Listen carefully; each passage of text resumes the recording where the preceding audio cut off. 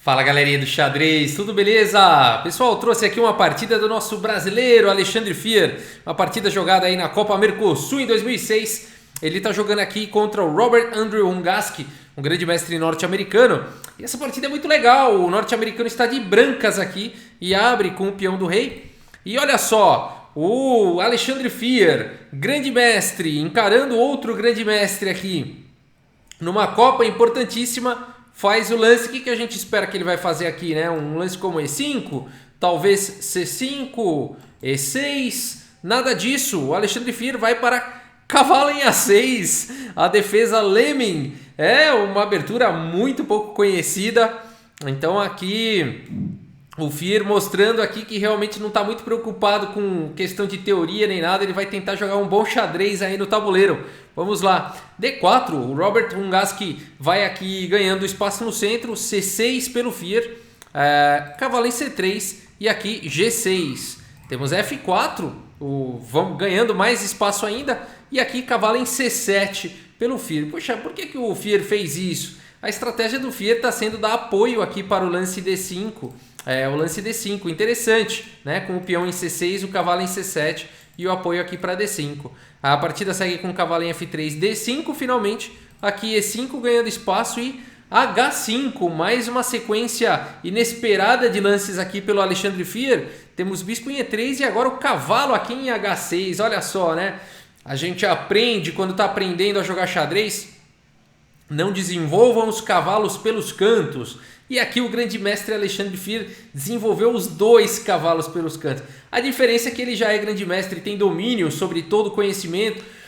Todo não, né? Mas tem domínio sobre boa parte do conhecimento do xadrez. E aí consegue furar essas exceções em casos específicos. Nesse caso especificamente a gente tem uma posição fechada, onde não é problemático você manobrar o cavalo. Muito provavelmente o Fier está de olho aqui ou na casa de F5 ou de G4. O cavalo não vai ficar aí para sempre, mas é interessante de observar as escolhas do Fier aqui na abertura. Bispo em D3 aqui pelo Hungaski, bispo em F5 propondo as trocas e olha só, a casa de F5 apoiada aqui pelo cavalo. A partida continuou com G3, cavalo em E6, dama aqui em D2, bispo por D3, dama por D3 e dama em A5, então cravando aí o cavalo de C3. A partida continuou com grande roque aqui pelo Hungaski e aqui grande roque pelo Fier. Então ambos colocando aí a torre em jogo, rei em segurança. A partida segue com rei em B1 e agora cavalo aqui em F5. E notem a importância do lance H5 que o Fier fez, né? Dando um posto aqui bem seguro para o cavalo em F5. Então não dá para esse cavalo ser expulsado daí tão facilmente com o G4. A partida continuou com o bispo em F2, mantendo o bispo. Bispo em H6. É um bispo que no momento está olhando aqui em parede, né? Tá olhando para essa parede aqui, mas pode tentar jogar, preparar para jogar um G5 no futuro. No momento não, porque isso desprotegeria o cavalo, e esse lance também conecta as torres.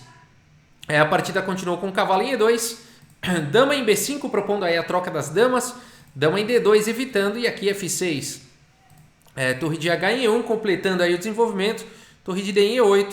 C3, torre de H em G8, o Fier continua preparando aí o lance G5, dama em C2, evitando mais uma vez o lance G5, bispo aqui em F8, agora foi jogado rei em A1, cavalo em H6, olha só que legal, o Fier quer de qualquer maneira fazer aí o lance G5, então ele tirou agora o cavalo da mira da dama. Temos B3, cavalo aqui em C7, cavalo C1, F5 primeiro, C4 atacando a dama, dama em A6 e aqui cavalo em D3 pelo Hungaski. Temos E6 pelo Fier, cavalo aqui em C5 atacando a dama, dama em A3 e é uma estratégia bem corajosa e valente aqui do Fier manter essa dama praticamente esmagada, aí uma dama que vai ficando com cada vez menos casas aí no tabuleiro. A partida continua com cavalo aqui em D2 e agora torre D8. Cavalo B1 atacando a dama em A5 e aqui cavalo D3. Temos cavalo em F7 pelo Fier mais uma vez, preparando aqui para o lance G5. Temos torre em E2, dama em A6, C5 e aqui B5. O Fier vai tentando fechar, aí dando um pouco mais de espaço aí para a dama também, né? Ganha a casa de B7 aqui para a dama. A partida segue com C por B6, dama por B6. torre em C1 e aqui rei em D7. Permitindo mobilidade aí das torres na fileira do fundo. Cavalo C3, cavalo em A6, cavalo em A4, atacando a dama mais uma vez, dama em B5, dama em D1 e aqui bispo em A3, atacando a torre. Temos torre C3, torre em C8, torre de E em C2, pressionando bastante aí o ponto de C6.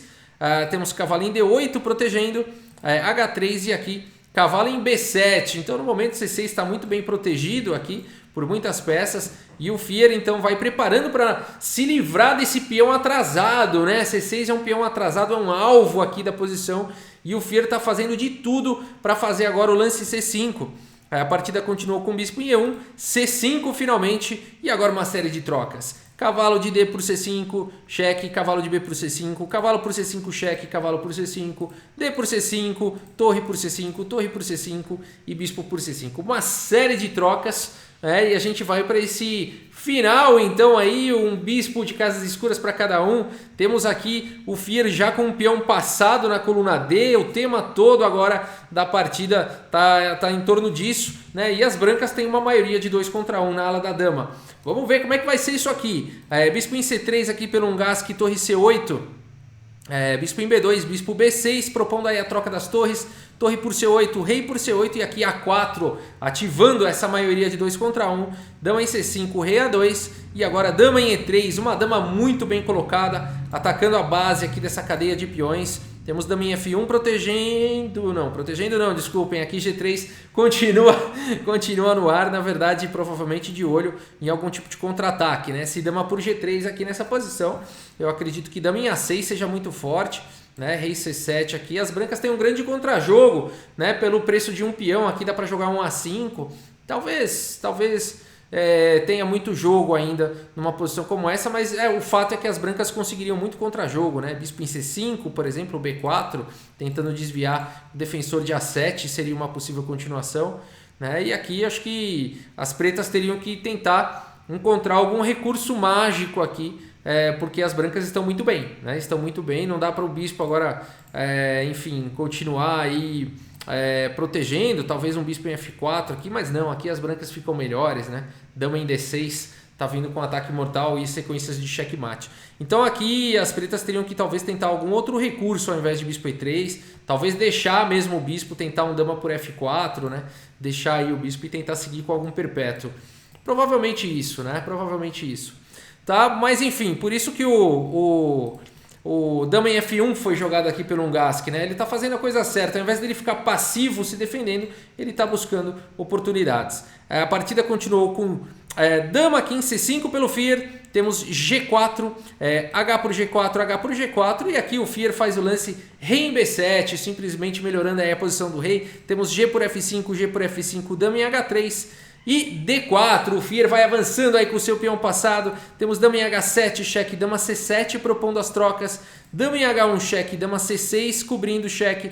Dama em H7, cheque, rei em A6. E aqui, eu não sei como estava a questão do tempo dos dois. Me parecem ser lances ali de já deve estar ali esperando a seta cair do adversário, né? Esperando o tempo cair. Aqui, o Ungaski faz o lance dama em H3. E esse lance é um erro fatal. Se você quiser dar pause agora nessa posição e tentar descobrir como punir esse erro aqui do Ungaski, vale a pena. Uma posição equilibrada, estava bastante equilibrada, mas o Ungaski aqui faz um escorregão. A gente vai analisar depois da partida o que ele poderia ter jogado aí ao invés de dama em H3, né? Mas eu espero que você tenha encontrado a punição aqui, que foi o lance jogado pelo Fier. Dama C2, criando um corredor seguro aqui para o peão, né? Além de tudo, crava o bispo, então a posição aqui é perigosíssima para as brancas. Na verdade, ela já é perdedora para as brancas. A partida continuou com dama em H8, mas depois de D3. Aqui, notem que a dama está segurando aqui, cheque aqui na fileira do fundo. A partida seguiu com A5 atacando o bispo, mas depois de bispo D4, o Ungaski aqui abandonou a partida, né? Aqui realmente não tem como evitar o checkmate, né? O máximo que as brancas podem fazer aqui é postergar, né? Ou jogar dama em H2, ou jogar um cheque aqui, né? Um cheque aqui cara de pau, né? Mas o Ungaski preferiu não fazer nada disso, né? E aí simplesmente abandonou aí nessa partida. Muito legal, né? O Fier ali foi paciente, né? Foi paciente, soube a hora certa, acabou desistindo lá da estratégia de jogar o G5, teve que se preocupar com o peão atrasado lá em C6, mudou os planos, jogou na ala da dama, né? E aí foi pro final equilibrado, bastante equilibrado, mas um Gasque fez um erro e no xadrez não adianta. Essa partida teve quase 60 lances, muitos dos lances muito bons aí pelo Gasque, mas bastou um erro no final para jogar tudo por água abaixo, né? Vamos dar uma olhada aqui no relatório. Uma precisão muito grande dos dois jogadores, né? O Fier impecável aí, 96,7% de precisão, o Gasque 93,3%, uma partida sensacional. Mas a gente vê, né? Realmente o Fier tomou pressão na partida toda, melhor para as brancas na partida toda, mas em algum momento o Gasque começou aí a perder a mão e o Fier acabou ficando bem melhor aí no final, né? Vamos dar uma olhada aqui no tabuleiro, vamos voltar lá, ó. Mas o que aconteceu? Olha como faz diferença, né? Dama H3, dama H2 não faz diferença. Faz diferença sim, né? Uma casa pode fazer toda a diferença. Aqui, se um Gasque tivesse jogado dama em H2 ao invés de dama em H3, estaria tudo certo. Tá bom? Essa posição aqui ela é bastante equilibrada. É claro que um Gasque ficou com receio do lance D3, por isso que ele jogou dama em H3, né? Mas aqui D3 é um lance aparentemente assustador, não leva muita coisa, porque dama D2 segura tudo. Dama C2 não leva nada, simplesmente troca, tira o bispo e o rei vai encostar e capturar o peão em C2. Então aqui, se as pretas ao invés de virem por C2 tentarem vir por E4 e E2, as brancas têm contra-jogo, né? Porque aí as negras não vão estar mais controlando a casa C8. Por exemplo, dama em E4, com ideias de vir aqui para E2, a gente poderia seguir com dama em C3. De olho aqui na casa de C8. E aí não adianta, se as pretas quisessem vir com dama E2, para criar aqui o corredorzinho para o peão, aqui as brancas ganham, tá? Então aqui depois de dama C8, por exemplo, cheque, rei em A5, dama C4, além de cravar aqui o peão, tá ameaçando checkmate em B5, vitória para as brancas, tá? Então aqui uma outra ideia, depois de dama C3 aqui para as negras, seria jogar simplesmente rei em B7, as brancas jogam bispo C1 e as brancas seguram, né? Seguram bem a posição, estão segurando o peão, estão protegendo aqui essa cadeia de peões. Então aqui um Gasque poderia ter jogado dessa forma, faltou ali no detalhe, né? Dama H3, com medo do avanço do peão, foi o lance perdedor, porque permitiu dama C2, né? Então o ponto todo foi esse. Dama H3 permitiu dama C2, cravando o bispo e criando o corredorzinho, né? E dama H2 então seguraria tudo. É um detalhe do detalhe, ali como eu falei, o tempo devia estar corrido, né? E aí não deu para o grande mestre norte-americano. E o Fier puniu sabiamente, precisamente aí, fez a devida punição e venceu essa partida, uma belíssima aí, uma partida do nosso grande mestre brasileiro, Alexandre Fier. É isso, pessoal, espero que vocês tenham gostado aí dessa partida. Muito obrigado pela sua audiência, um grande abraço aí para todos vocês e até a próxima. Valeu!